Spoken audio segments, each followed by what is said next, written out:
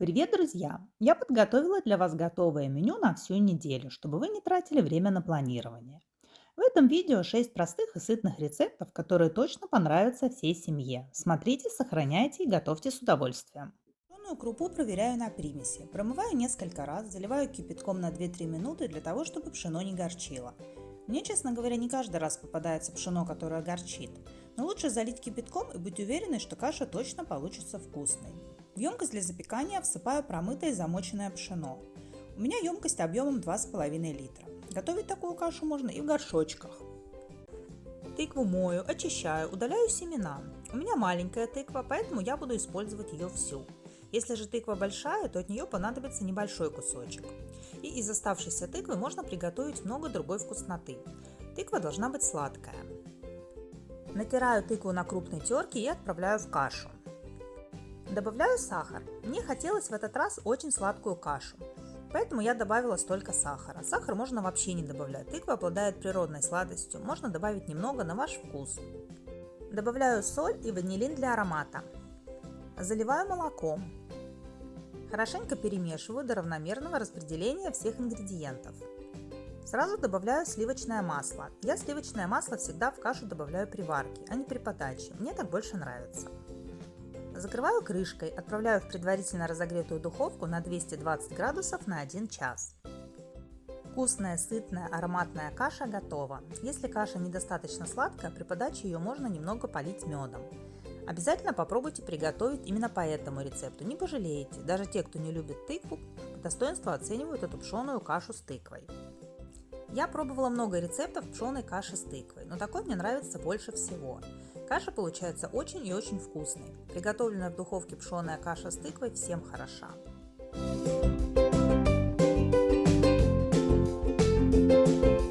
кастрюлю наливаю холодную воду. В холодную воду кладу замороженные куриные грудки. Добавляю лавровый лист и перец горошком. Ставлю на большой огонь, после закипания варю на маленьком огне 1 час. Яйца мою, выкладываю в кастрюлю, заливаю холодной водой и варю после закипания на медленном огне вкрутую. Картофель мою, кладу в кастрюлю, заливаю холодной водой и варю на медленном огне минут 15. Яйца, картофель и куриные грудки уже сварились, оставляю их остывать. Яйца и картофель очищаю.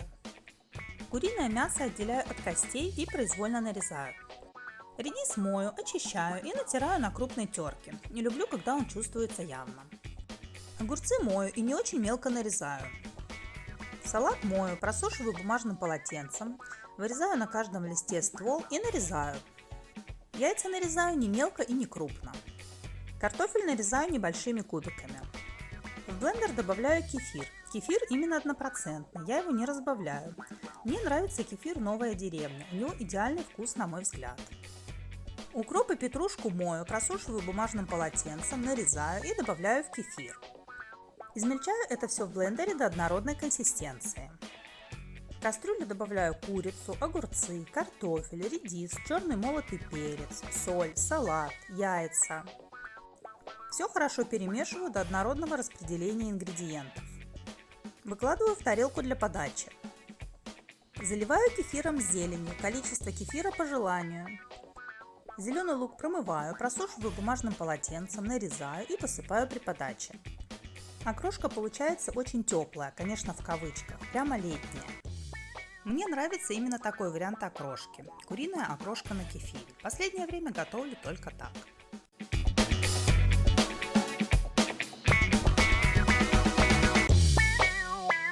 Картофель хорошо мою и выкладываю в кастрюлю.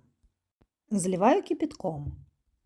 Отправляю на огонь и после закипания варю минут 20. Остужаю и очищаю картофель. Отварной картофель и замороженный минтай выкладываю в форму для запекания. Перед заморозкой минтай я промыла, выпотрошила и разрезала на кусочки. Поливаю подсолнечным маслом. Укроп мою, просушиваю бумажным полотенцем и нарезаю. Готовлю сметанный соус. В емкость среднего размера добавляю сметану, укроп, черный молотый перец, соль и чеснок. Чеснок мою, очищаю и пропускаю через пресс. Все хорошо перемешиваю до однородной консистенции. Добавляю воды, чтобы соус легче наносился. Опять все хорошо перемешиваю. Острый перец мою, нарезаю колечками и добавляю к минтаю и картофелю. Сметанный соус равномерно распределяю. Закрываю фольгой и отправляю в предварительно разогретую духовку на 250 градусов на 1 час. Достаю из духовки, убираю фольгу и опять отправляю в духовку, только на этот раз на 15 минут на 250 градусов и без фольги. Аромат стоит непередаваемый. Это действительно очень вкусно. Словами сложно описать. Минтай с картофелем в сметанном соусе надо попробовать. Всем рекомендую. Клубнику мою, удаляю хвостики, просушиваю бумажным полотенцем и отправляю в блендер. Измельчаю до жидкой консистенции. В чашу миксера добавляю мягкий творог, клубничное пюре, предварительно просеянную муку, сахар, молоко, яйца и корицу. Перемешиваю в миксере до однородной консистенции. Использую насадку венчик.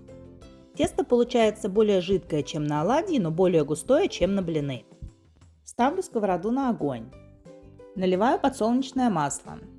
Хорошо смазываю каждый круг. На каждый круг выкладываю по 1 столовой ложке теста.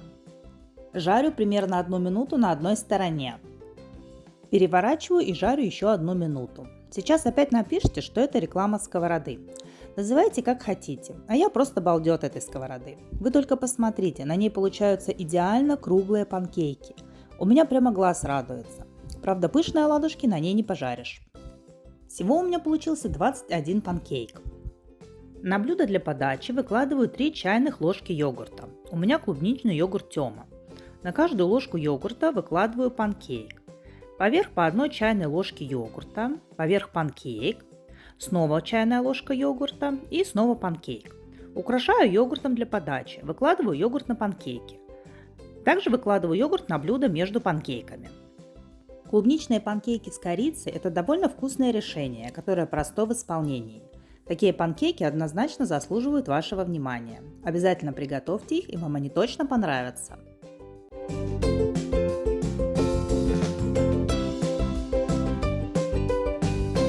Замороженный минтай выкладываю в кастрюлю. Перед заморозкой я его промыла и разрезала на кусочки.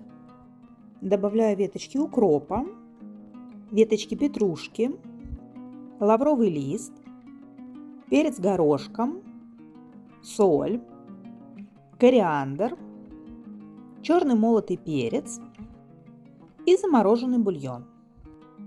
Заливаю водой, ставлю на максимальный огонь и варю минут 15-20 после закипания на среднем огне.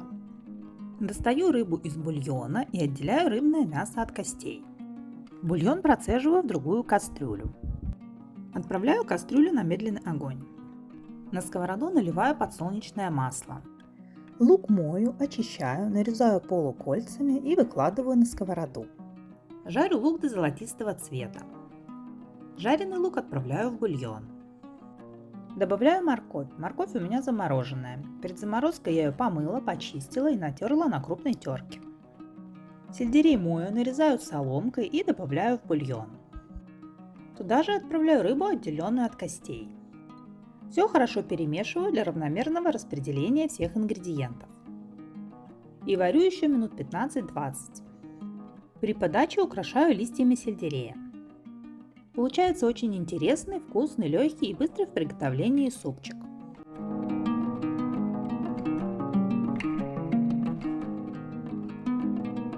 В большую емкость выкладываю фарш.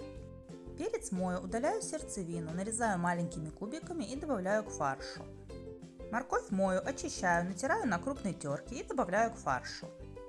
Помидоры мою, удаляю сердцевину, нарезаю небольшими кубиками и добавляю к фаршу.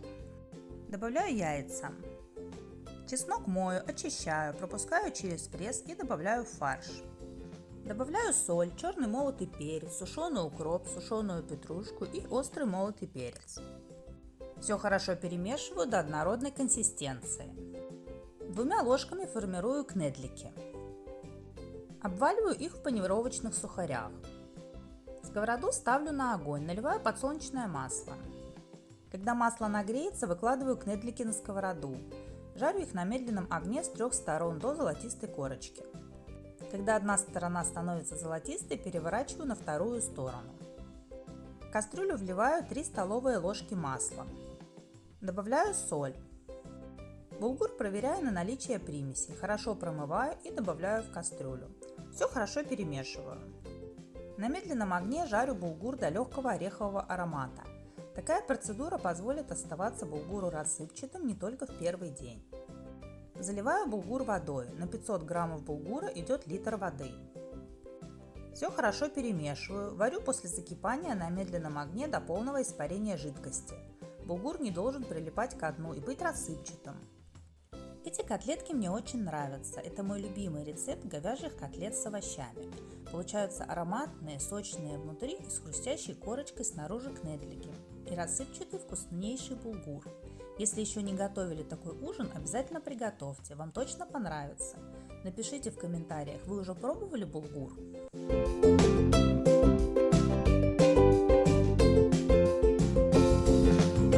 Ну вот и все. Готовое меню на неделю у вас в руках. Надеюсь, оно вдохновит вас и сэкономит время.